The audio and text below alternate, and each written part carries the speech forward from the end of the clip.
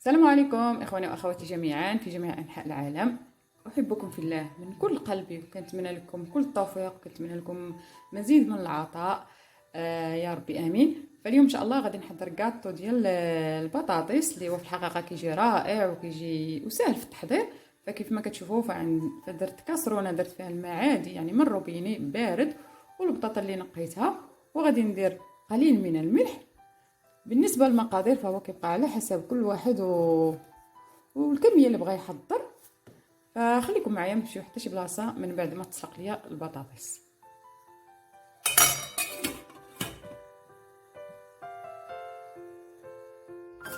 هنايا البطاطا من بعد ما تسلقات ليا كيف ما كتشوفوها هي طابت، كتكون باقا صغيره. غادي ندوزها في هذه خاصه بالبطاطس. بالنسبه اللي ما متوفرش عنده ممكن انه يديرها غير بالفورشيط. هذه عمليه يعني سهله.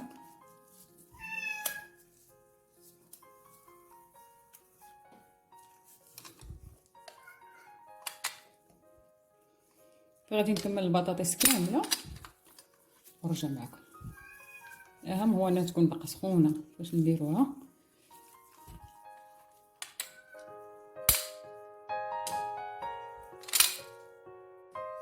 فهنا غادي نضيف موتزاريلا اللي قطعتها مربعات.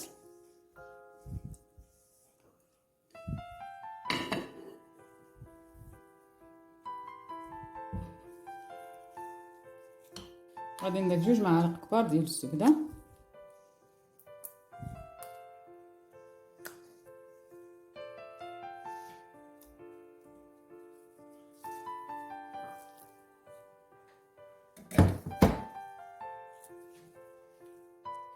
غادي نحاول انني ندخل الزبده من حد البطاطا باقا سخونه، نحاول ندخل فيها الزبده.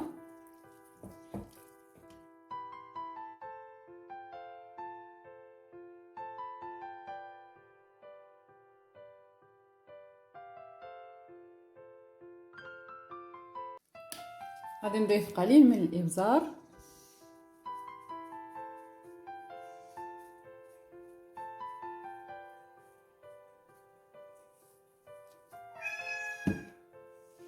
بيوندو.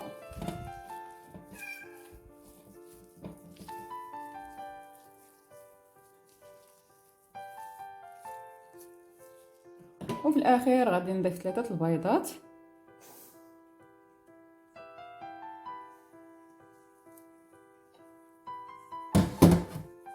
نحاولوا نجمعوا العجين البطاطا بالبيض، ندخلوها مزيان فيه.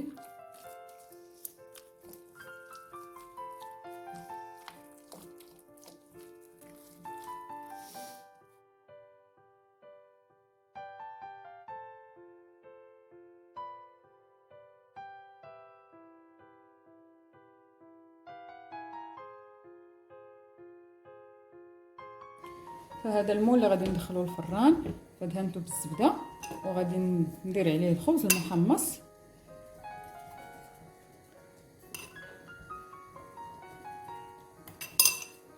نحاولوا اننا نديروا المول كامل.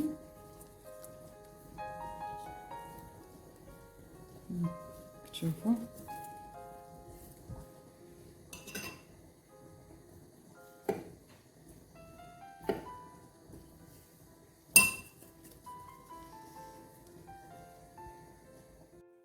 هنايا عندي كاشير اللي قطعته طريفات صغيورين غادي نضيفو حتى هو. ممكن تضيفوا اي حاجه بغيتوها، ممكن تضيفوها.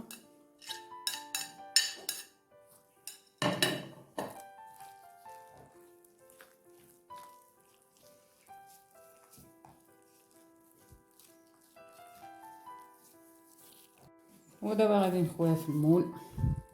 للفران تنكون شاعلين عليه من قبل، تيكون سخون.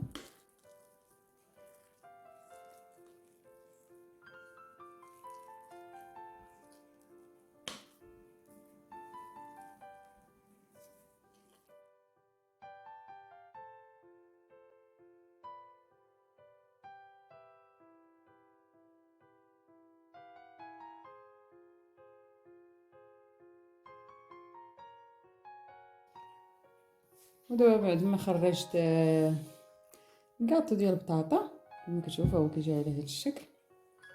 هي كتجي رائعه وانها كتوجد يعني دقيق. هي فاش كنقدموها ما كنقدموهاش كتكون سخونه بزاف، شويه يعني.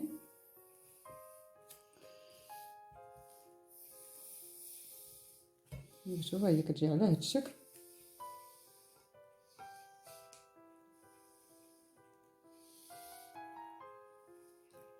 فانا قدمتها مع هادو اللي سبق لي وشاركتهم معكم فعندي في القناه، اللي هما يا الخبز ساندويش اللي وصف منه موتزاريلا. هذه بالنسبه للوصفه ديال اليوم فهي كتجي على هذا الشكل كما كتشوفوا. هي كتجي رائعه اكيد الا جربتوها ان شاء الله كنتمنى انها تنال اعجابكم. وهذا هو الشكل النهائي ديال الوصفه اللي حضرت اليوم، اللي هي وصفه سهله كتستحق انكم تجربوها ان شاء الله. فخليت لكم الراحه وشكرا بزاف على المتابعه. نتلاقاو ان شاء الله في وصفه اخرى ان شاء الله مع شي حاجه اخرى جديده ان شاء الله، والى اللقاء.